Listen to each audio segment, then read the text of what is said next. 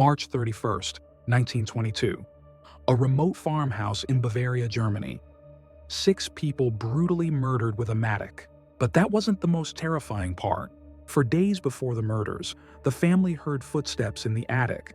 They found strange footprints in the snow leading to the house, but none leading away. Their keys went missing. Someone was watching them from the forest. They told neighbors they felt like someone was living in their house. And after the murders, neighbors saw smoke coming from the chimney. Someone fed the animals. Someone ate food from the kitchen. The killer stayed in the house for days, living with the bodies. Then he vanished without a trace. This is the story of the Hinterkaifeck murders, the most terrifying unsolved case in German history. A case so disturbing that over 100 people were investigated, but no one was ever charged. Someone got away with the perfect crime, and to this day, we don't know who. The Gruber family lived on Hinterkaifeck Farm, an isolated property about 70 kilometers north of Munich. The farm was so remote that the nearest neighbor was almost a kilometer away. No one could see the house. No one could hear screams. 6 people lived on the farm. Andreas Gruber, age 63, the patriarch. A harsh, difficult man with a terrible reputation in the village. Cecilia Gruber, age 72, Andreas's wife, quiet and submissive. Victoria Gabriel, age 35, their widowed daughter. Her husband Karl had died in World War I, but there were dark rumors about Karl's death. Some said he wasn't really dead. Some said Andreas had killed him years earlier. Cecilia Gabriel, age 7, Victoria's daughter. A young girl who attended the village school. Joseph Gabriel, age 2, Victoria's son, a toddler. And Maria Baumgartner, age 44, the new maid. She had only started working at the farm that very day, March 31st, 1922. The previous maid had quit 6 months earlier. She said the house was haunted. She heard footsteps in the attic at night. She refused to stay. Maria was her replacement. She would be dead within hours of arriving.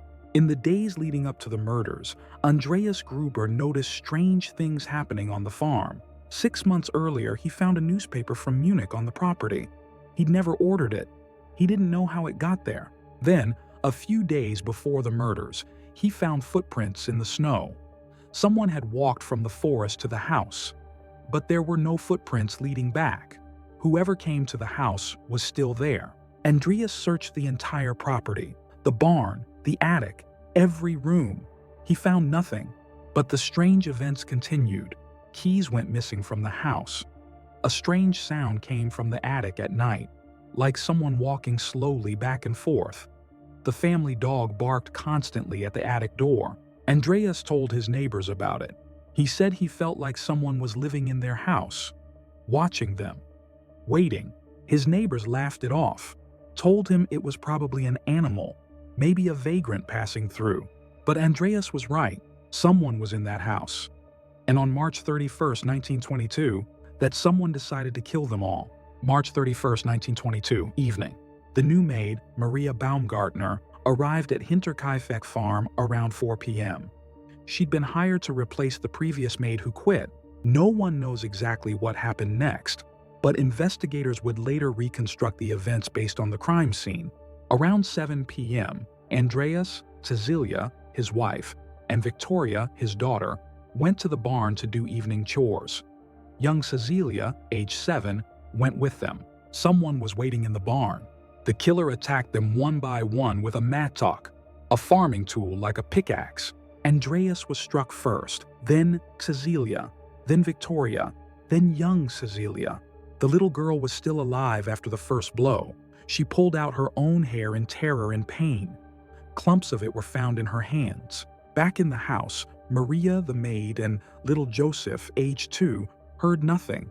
The barn was too far away. Hours passed. The killer left the bodies in the barn. Then he walked calmly to the house. He found Maria in her room.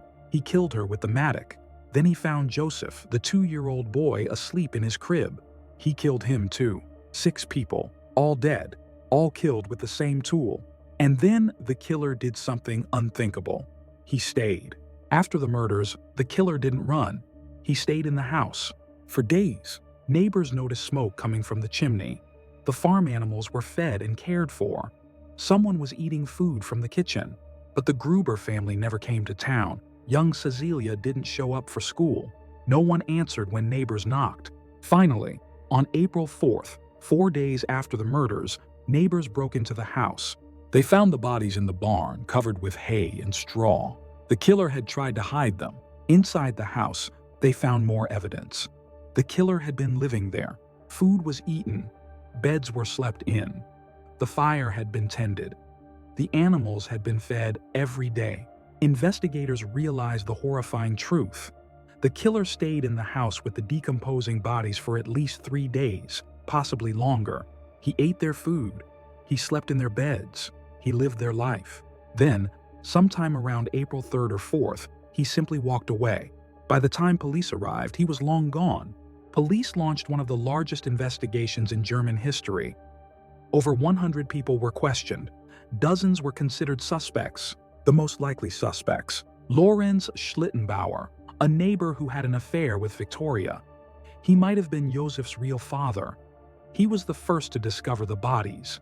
Some say he tampered with the crime scene. Karl Gabriel, Victoria's husband who supposedly died in World War I. Some believed he was still alive and came back to kill his family.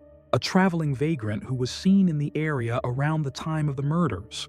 But there was no evidence, no witnesses, no murder weapon was ever found. The mattock used in the killings disappeared. The case went cold. The farm was demolished in 1923. The land was sold. In the decades since, dozens of theories have emerged. Some believe it was a revenge killing. Others think it was a robbery gone wrong. Some even claim it was a ritual murder. But 102 years later, the Hinterkaifeck murders remain unsolved. 6 people killed. A killer who lived in the house with the bodies.